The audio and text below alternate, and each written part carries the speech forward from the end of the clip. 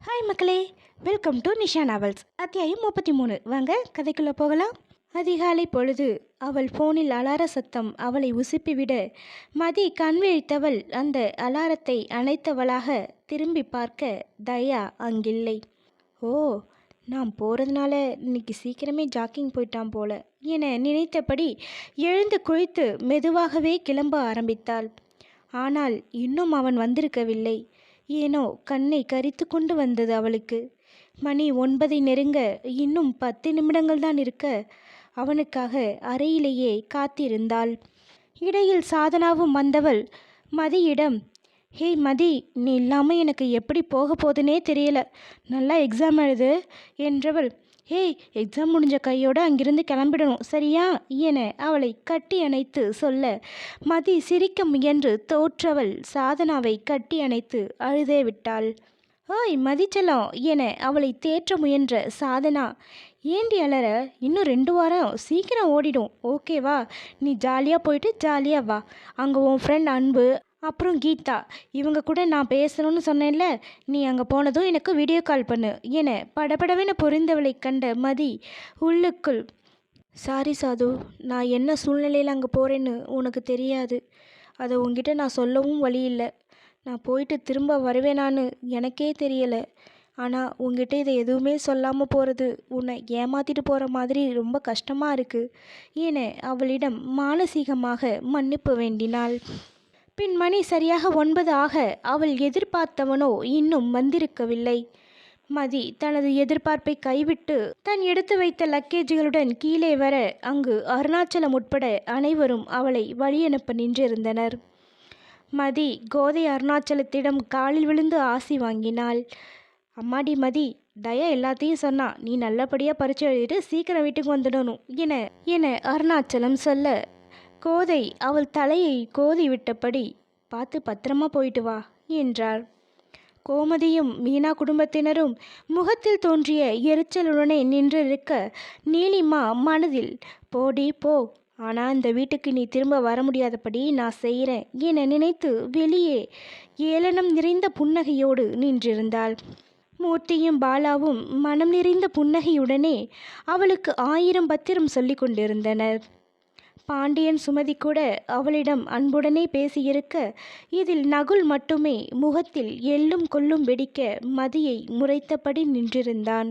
நகுல் மதியின் நேராக பேசாது பொதுவாக, டைம் ஆச்சு கிளம்பலாம் என்றவன் முன்னே போக மதி எந்நேரமும் கீழே விழுந்துவிடும் என்ற நிலையில் இருந்த தன் விழிநீரை அடக்க வழி தெரியாது அங்கிருந்து வேகமாக சென்றாள். மதி காரில் ஏறி அமர்ந்ததும் நகுலிடம் ஏதோ கேட்க வந்து பின்னர் கேட்காமல் தயங்கியவாறு இருக்க நகுல் இருந்த கோபத்தில் அதை கவனித்தான் இல்லை. நகுல் ஏர்போர்ட்டை அடைந்தவன் அவளை அழைத்து கொண்டு உள்ளே செல்ல அப்போது அங்கு ராஜுவும் வந்திருந்தான். மதி அங்கு வந்த ராஜுவை கண்டதும் அவனை சுற்றி சுற்றி யாரையோ தேடியவளுக்கு ஏமாற்றமே மிஞ்சியது. நகுல் இதற்கு மேலும் தன் பொறுமையை இழுத்து வைக்க முடியாமல் மதி என சத்தமாக அழைக்க மதி சற்று திடுக்கிட்டு அவனை பார்த்தாள்.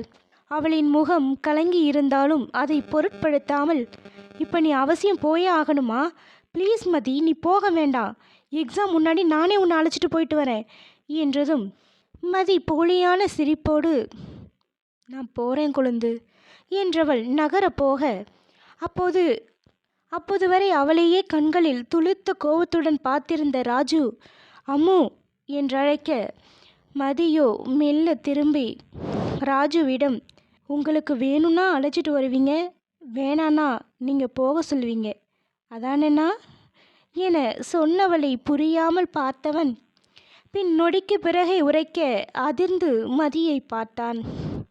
அவளோ வெற்று சிரிப்புடன் அந்த இடத்தை விட்டு சென்றிருந்தாள். நகுல் அவள் சென்ற அடுத்த நொடியே, விடுனா, அவ போகட்டும், யாருமே வேண்டான்னு போறால, போகட்டும் என்றவனுக்குமே கண்கள் கலங்கிவிட ராஜு அவனை ஆதரவாக அணைத்திருந்தான்.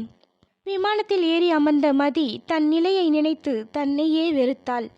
கண்மூடி சீட்டில் சாய்ந்தவளுக்கு அவனது முகமே வந்து இம்சிக்க சத்தமில்லாமல் கண்ணீரில் கரைந்தாள். சில நிமிடங்களிலேயே விமானம் பறக்கத் தொடங்க மதி எங்கேயோ தொலைந்து போவதைப் போல உணர்ந்தாள்.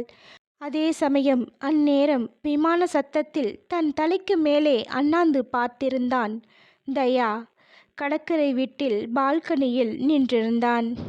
கண்களில் துளியும் ஜீவன் இன்றி அந்த விமானத்தை பார்த்தவனுக்கு தன் உயிரே தன்னை விட்டு பிரிந்து போவது போல துடித்து போனான்.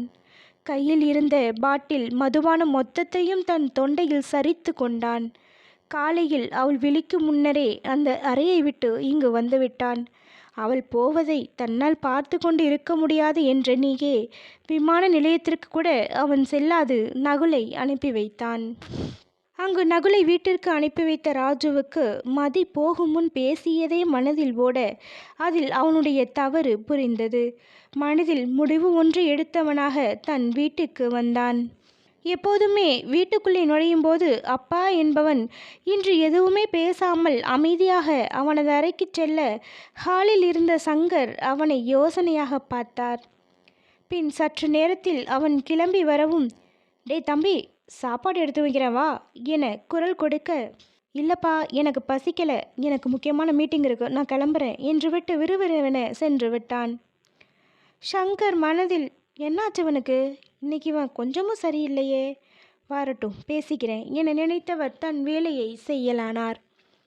ராஜு நேரே அபி தங்கியிருந்த அந்த பெண்கள் விடுதிக்கு சென்றவன் அபியை பார்க்க வேண்டும் என்று கேட்க, அங்கிருந்த பெண்மணி அவனை ஒரு மாதிரி பார்த்து, நீங்கள் யாரு, அபிக்கு நீங்கள் என்ன வேணும் என்றாள். ராஜு சற்று தடுமாறியவன், அது அபியோட ஃப்ரெண்ட் என்றிட, இவனது பதிலில் அவன் நம்பிக்கை அற்றவராக, அந்த பொண்ணு நேற்றே இங்கேருந்து கிளம்பி போயிட்டா என்றதும் ராஜு பெரிதாக திகைத்தான். மேடம் கொஞ்சம் நல்லா யோசிச்சு சொல்லுங்கள், நேற்று எப்போ போனாங்க என மேலும் விசாரிக்க, அவரோ சற்றே கோபத்தில், என்ன சார் நீங்கள் அபிக்கு ஃப்ரெண்டுன்னு சொல்கிறீங்க, அவங்க உங்ககிட்ட சொல்லலையா? எங்களுக்கு அதை பற்றி எந்த விவரமும் தெரியாது. அவள் நேற்று நைட்டு வந்து திடீர்னு ரூம் வெக்கேட் பண்ணுறேன்னு சொல்லிட்டு கிளம்பிட்டா, வேறு எதுவும் தெரியாது, நீங்கள் கிளம்புங்க என்றதும் ராஜு இதயம் படபடக்க காரினுள் ஏறியவனுக்கு அடுத்து என்ன செய்வதென தெரியாமல் குழம்பி நின்றான். நேற்று தான் அவளிடம் நடந்து கொண்டதற்கு தன்னையே வெறுத்தவனாக இப்போ அவள் எங்கே போயிருப்பா என அதையே திரும்ப திரும்ப யோசிக்க ஆரம்பித்தான். அவளது ஃபோனுக்கு அழைத்து பார்க்க அதுவும் அந்நொடி வேலை செய்யவில்லை. வந்த ஆத்திரத்தில் ஓங்கி ஸ்டியரிங்கை குத்தினான். ஒருவேளை அவளது வீட்டிற்கு சென்று விட்டாலோ என யோசித்தவன் சட்டென பாண்டிக்கு அழைத்தான். பாண்டி ராஜுவின் குரல் வேறுபாட்டில், ஏதாவது பிரச்சனையா ராஜு என கேட்க, அது ஒன்றும் இல்லை பாண்டி, அபிக்கு ஃபோன் பண்ணேன், அது ரீச்சபிள் ஆகலை, அதான் ஒருவேளை அவங்க ஊருக்கு போயிட்டாங்களான்னு கேட்கத்தான் உங்களுக்கு கால் பண்ணேன் என சொல்ல, பாண்டி சந்தேகம் கொண்டாலும் மேலும் தோண்டி திருவாமல், ஓகே ராஜு, நான் என்னன்னு கேட்டுட்டு வரேன் என அழைப்பை துண்டித்து விட்டான். நன்றாக சீட்டில் சாய்ந்து அமர்ந்தவனுக்கு அவள் முகமே மனதில் நிற்க, சாரி அபி என்றான் உள்ளுக்குள்.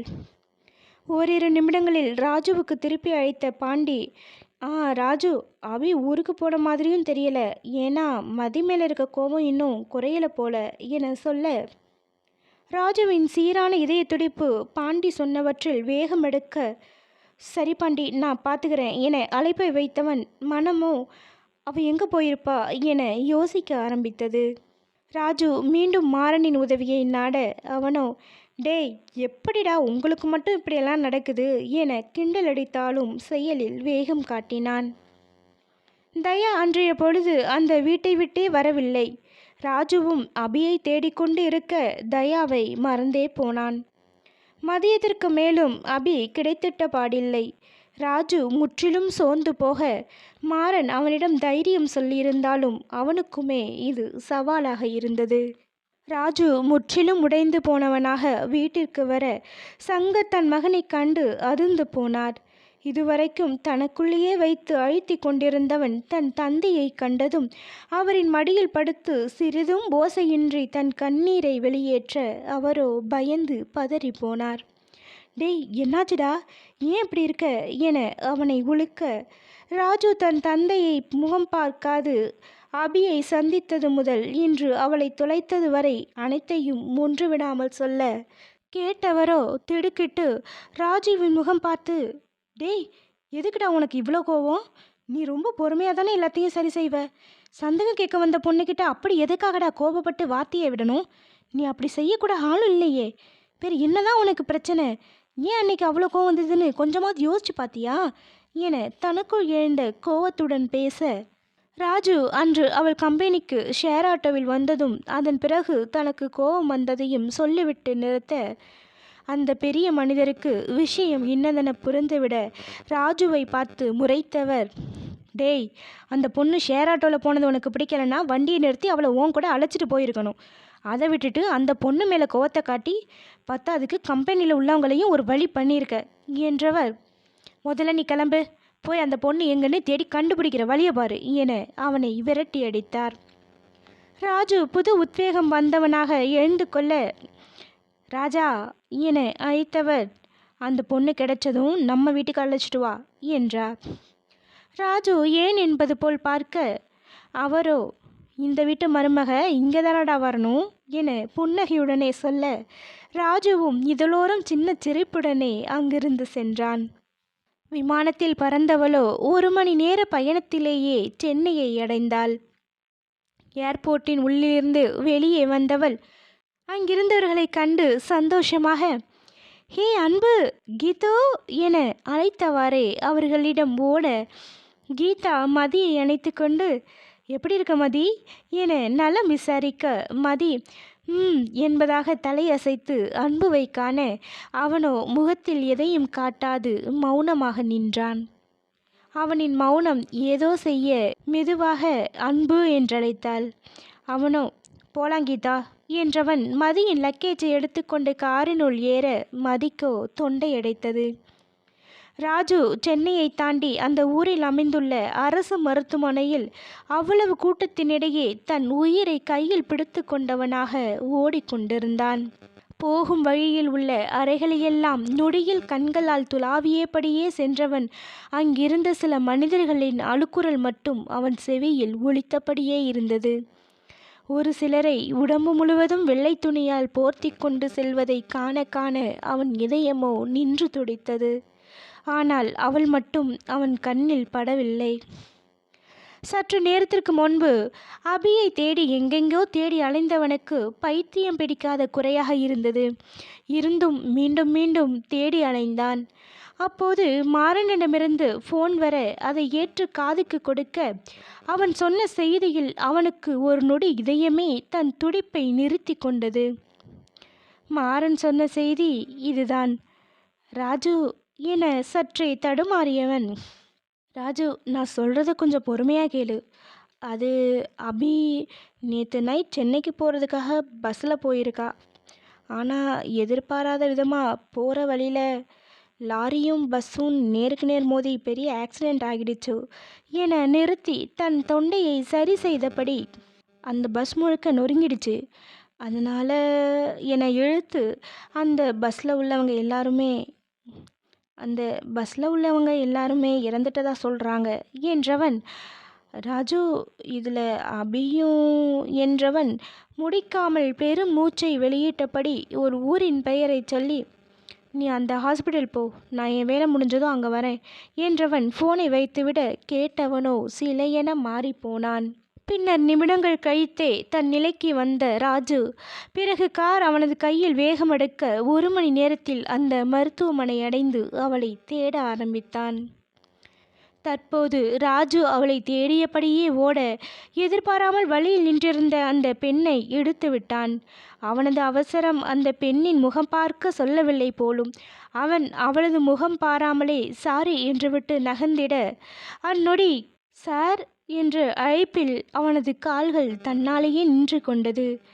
சட்டென அவளது குரலில் மின்சாரம் தாக்கியது போல் திரும்பி அவளை பார்த்திட்டவனுக்கு இதுவரை போயிருந்த உயிர் மொத்தம் இப்போது கொஞ்சம் கொஞ்சமாக அவனுக்குள் வரத் தொடங்கியிருந்தது. மூச்சு வாங்க அவளையே ஆராய்ந்து கொண்டிருந்தான்.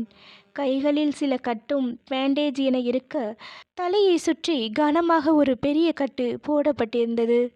கைகளில் ட்ரிப்ஸ் ஏறியதற்கான ஊசியும் அப்படியே இருக்க, அவளோ விழிகள் கலங்க அவனையே பார்த்து நின்றாள்.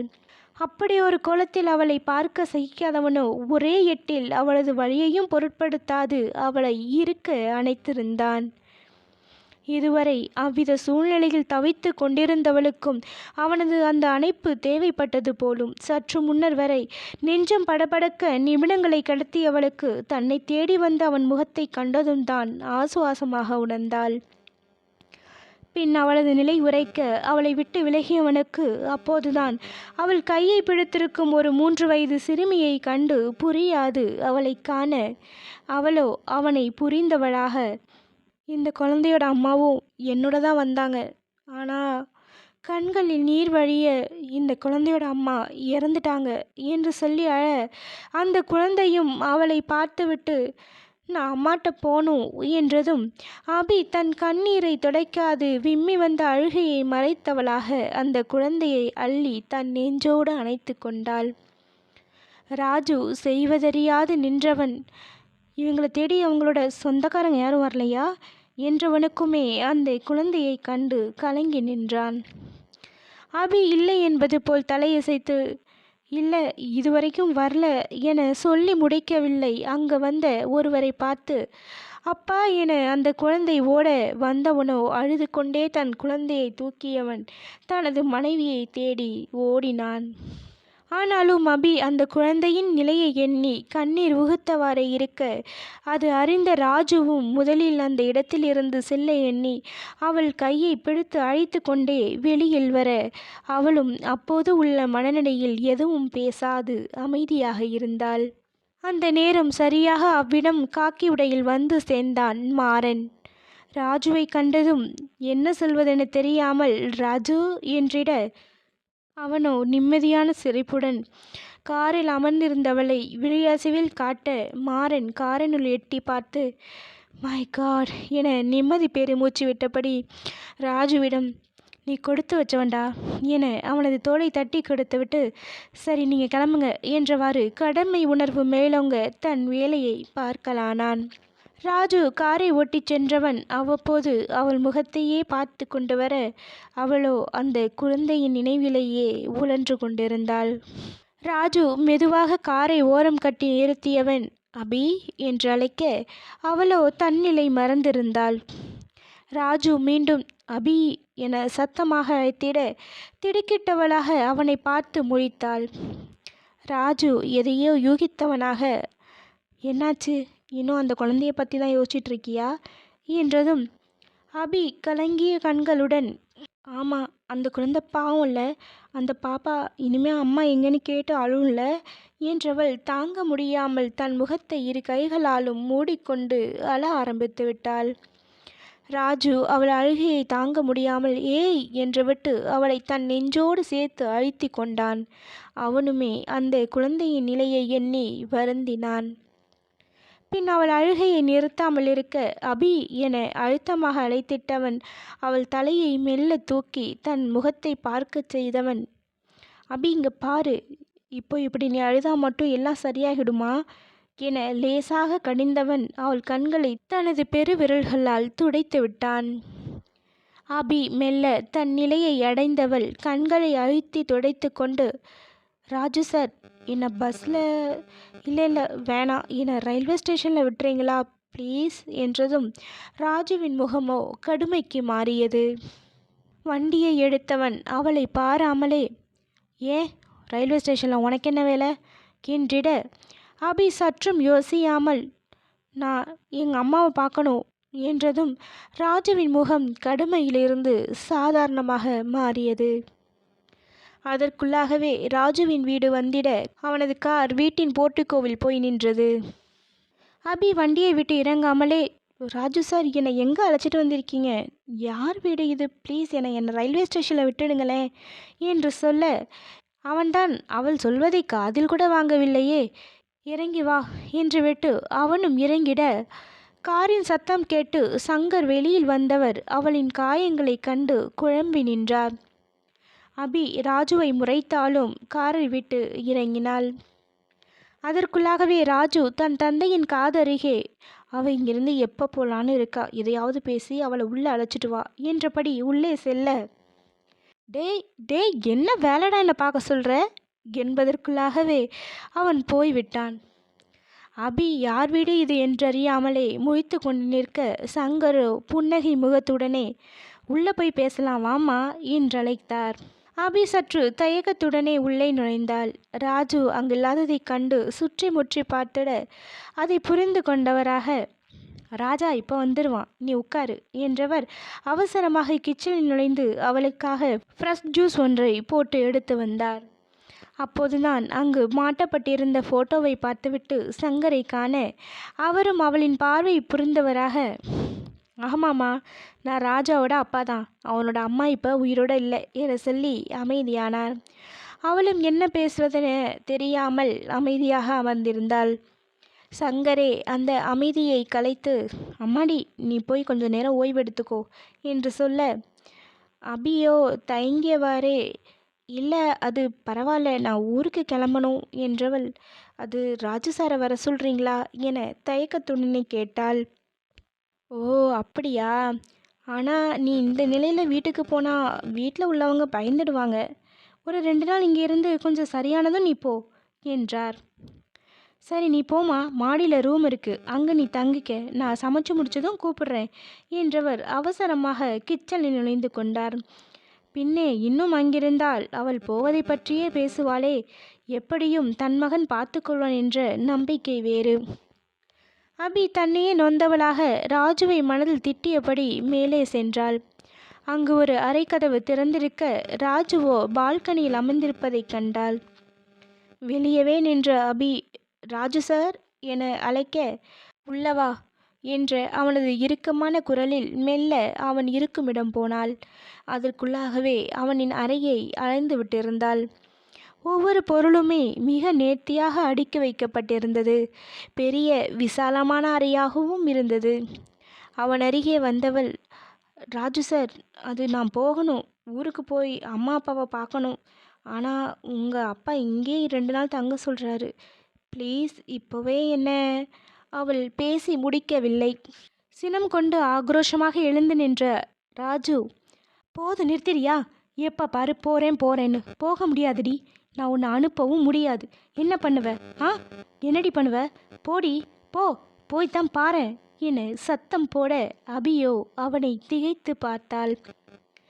அவளின் பார்வையில் கோபத்தை சற்றே அடக்கி கொண்டு, காலிலிருந்து உன்னை இங்கெல்லாம் தேடி அலைஞ்சேன் தெரியுமா?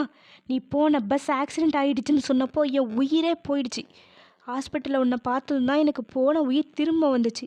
ஆனால் இது எதுவும் உனக்கு தெரியாது, தெரிஞ்சுக்கவும் வேண்டாம். போ, உனக்கு என்ன, விட்டு போகணும் அவ்வளோதான்ல, போ என்று விட்டு அந்த மாலை நேரத்தில் தெரிந்த நீல வானத்தை வெறித்திட்டான்.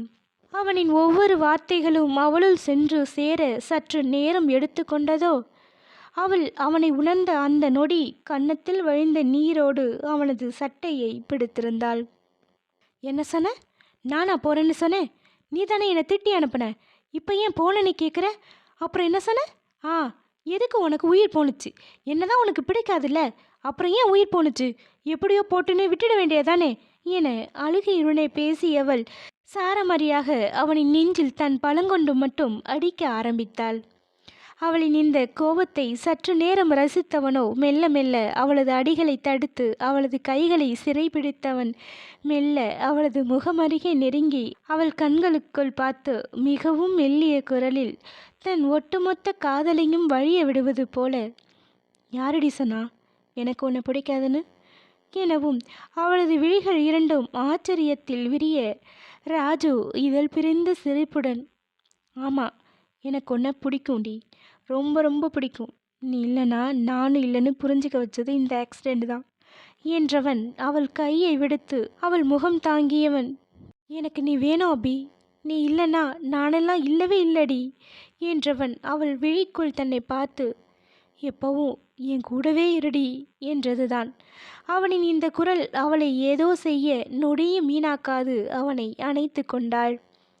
அப்போது இருவரது கண்களுமே ஒருவரை ஒருவர் நினைத்து கலங்கி இருக்க அந்த இடத்தில் காதல் இன்னும் அழகான உணர்வு அவர்களை ஆட்கொண்டிருந்தது.